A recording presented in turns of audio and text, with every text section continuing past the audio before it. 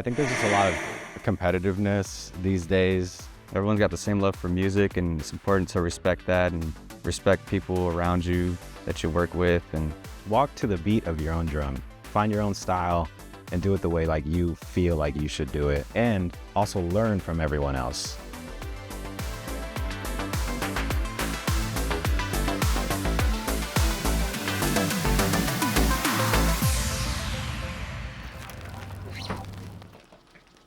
What up, guys? What up? hey, welcome to the swamp.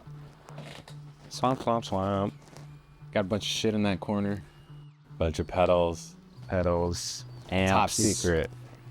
Also amps. Top secret. TV. Little crocodile head.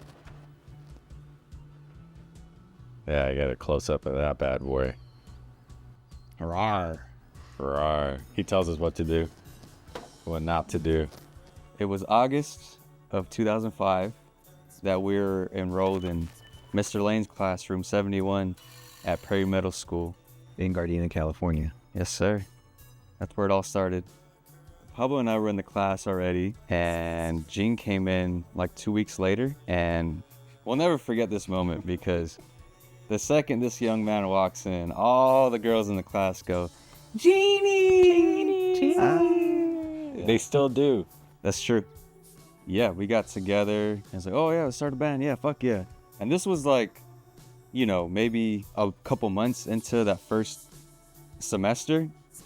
So we were a band established, but we had never played together in a room until probably like 10 months later the next year. Yeah, we're just skating, I think. We were skating and we would come up with like fake names and like fake logos, and we would print them out. Everything but the music. Yeah.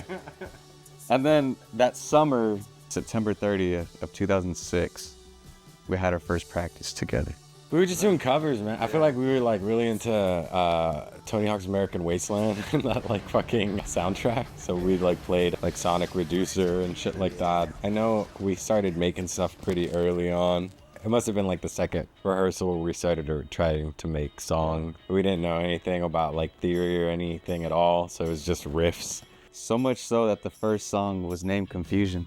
Yeah. Ironically so. Yeah. I think being from Los Angeles has influenced our music in a lot of different ways. Obviously, we love The Doors, The Beach Boys, Red Hot Chili Peppers. Tupac, Kendrick. All that stuff influences the music. But I think, yeah, I don't know, more than anything, it's like the environment. Like even something like the weather kind of influences stuff.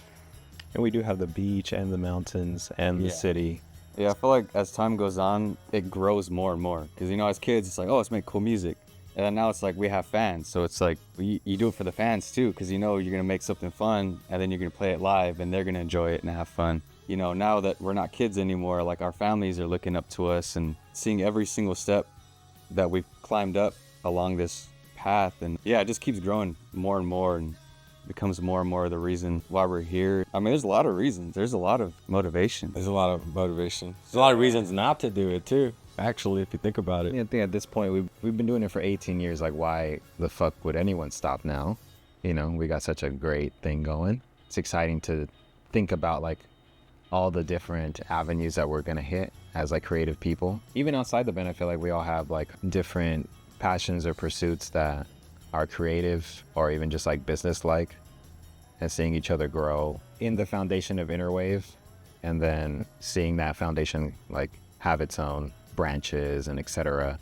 I feel like creating that life and an opportunity for ourselves is really exciting, you know. And then there's the music that sounds sick as fuck, so Yeah. got a lot of shit over here.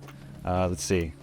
We have an EP called WYD, and we have a live performance of it at the Fox Theater in Pomona, California. And this is the movie poster, if you will.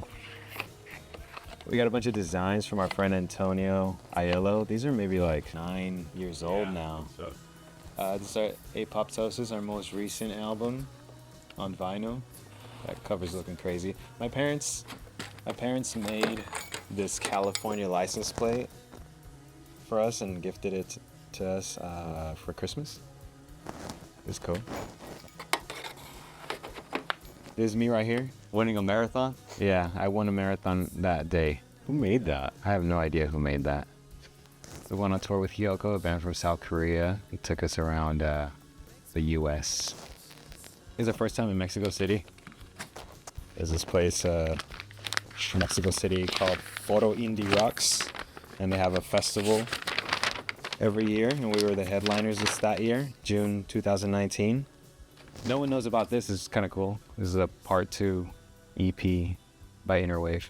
We used to make CDs out of like these little plastic pouches and print out the back and front covers.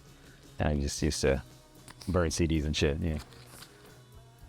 When we started touring in 2022, that's like our first tour after the pandemic. We got like a month and 3 weeks worth of touring.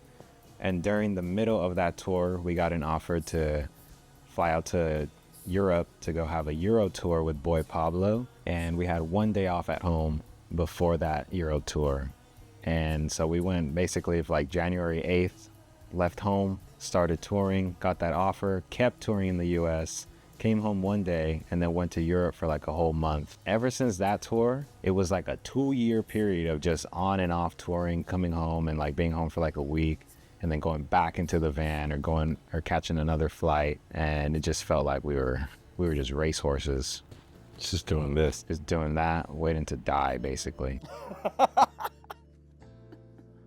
One of the things I feel that is like a big milestone for us was playing Coachella in 2022. Yeah. We were supposed to play it like a couple years before that, but the pandemic kind of set all that back. I mean, I think that was in the middle of like what you were saying, that big tour we did at the top of the year, and then in like Europe and stuff, and then coming back. I feel like we were a well-oiled machine, you know. I feel like it was one of the best shows we played, for sure. Because after that many days of touring and playing the songs, it was just like muscle memory. For me, a big milestone was going to China.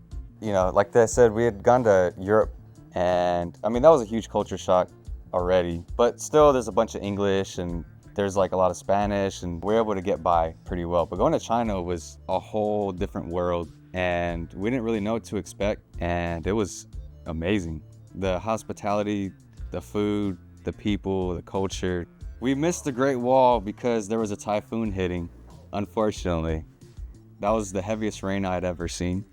But, you know, when we get in the show and we played the shows, that the fans were singing our songs, and it's pretty surreal to go to a place you'd never think you would go, and they're singing your songs. And yeah, in China, the other side of the world, yeah. My favorite piece of artifact is up here. It's evolution. It's nature at its finest. Hey, if you think about it, bro, we really got that same imagery everywhere. Yeah. I think we're tapping into something here. Supermush sex gummies. If you eat Supermush sex gummies, you're gonna end up like these fucking capybaras, bro. Yeah, dude. Look at their faces, man. They're really into it. You know why? Supermush sex gummies.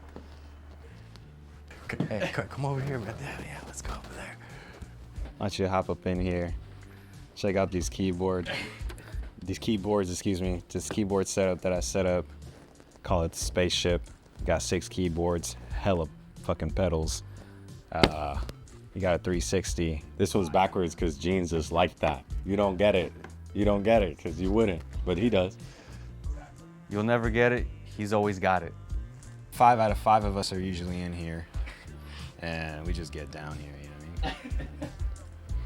When you've been doing something like this for as long as like we have, there's just like, you know, all kinds of things that happen. There's like a lot of highs and a lot of lows. I think in both places it's easy to think like this is what it's gonna be now, or like, you know, have that either that hope or that fear. I feel like in those like tougher times where things feel very like uncertain, we don't really know what's gonna happen, I feel like we've been really good at just like sticking together and being there for each other, because, you know, obviously the art and the music comes first, but, you know, we're people and not machines. We are pretty hands-on with the business side of being in Interwave. It brings out the desire to make everything happen, you know, because yes, we are trying to be a band that's a household name, and we do really like work on our craft in order for it to present itself that way. I think that all the demands help fuel that desire and help build that project and help build the project into what we wish it to be or see it to be. Daily energy Oh. gummies. I love sleep. That's kidding. Yeah, I don't know. I feel like I could use either one of these guys probably. You need some more energy? I probably do. I'm a pretty sleepy guy. Yeah. There you go. Y'all don't be fucking like that, so give me the sex. Yeah, I'm not having sex, so. But I could use some good sleep. First time I got into functional mushrooms, we actually had a bus tour. Was a big milestone for us, and the schedule was completely different on that tour. And I actually started to take a mushroom supplement instead of coffee because I get anxiety and I don't want to feel like I'm gonna die all day. Big facts. So I tried it out and it actually felt good. I felt energized all day, and when we finally got in contact with Supermush, they have like different ones for different times of the day. You have like energizer ones, and they have ones for creativity, and I feel like especially after touring a lot, and it's so important to like take care of yourself, you know, as much as you can. And you know, people taking mushrooms for like the health benefits and like brain function and stuff like that is, I think that just kind of fits in that same bubble of like just taking care of yourself, you know. Like I'm someone that takes a lot of vitamins and supplements, so I feel like this fits kind of right in that same thing. You gotta be the best you can be so you can show up and do the best you can. I actually haven't ate anything today, so it's probably gonna hit harder. I love the flavor of these. no. Yeah. I grew up on fruit snacks, you know, What do you think would happen if I ate the whole thing though? really energized. Should I do it? Yeah. For the meeting. No, I guess still on them.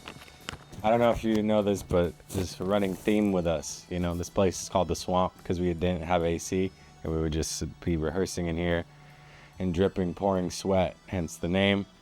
Playing shows at noon outside in the summer, hot. Went to China. It was record-breaking heat for some reason when we decided to go.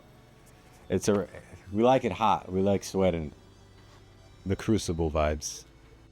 For this like last album, we were recording a lot, maybe 4 to 5 days a week. And then on the weekends, I'd still be in here editing that kind of stuff, you know? It'll be Monday through Friday. And then on the weekend, I'm still in here kind of catching up on stuff. So I never leave. I'm always in here, but it's great. You know, we got AC. For the next generation of musicians out there, be respectful to everybody. Nobody's cooler than nobody else. Everyone's trying to do the same shit, you know, different levels, different styles. Walk to the beat of your own drum. Find your own style and do it the way like you feel like you should do it. And don't be afraid to try shit. And also learn from everyone else. Doesn't mean you gotta copy everybody else, but there are things to take from everyone else that you can incorporate to your own style and make it your own. I think there's just a lot of competitiveness these days. You know, they say comparison is the thief of joy, and I feel like that rings true to me. I think if you just kind of focus on what you love and do it for the right reasons, then that's what should be most important. The rest is just noise. So we've been recording a new album, and this new album has a lot of new production techniques that Pablo and Cruz have been like really honing in on. This feels so new. This feels like the moment where it's like we're about to reach a certain milestone that feels maybe months away or like a year away, but this is like that climb up to the top of the mountain that feels really good. It's like, okay, this is what we've been aiming for and like what we've been working really hard at. And so I would say that one of the greatest moments of the history of Interwave is like coming up, you know?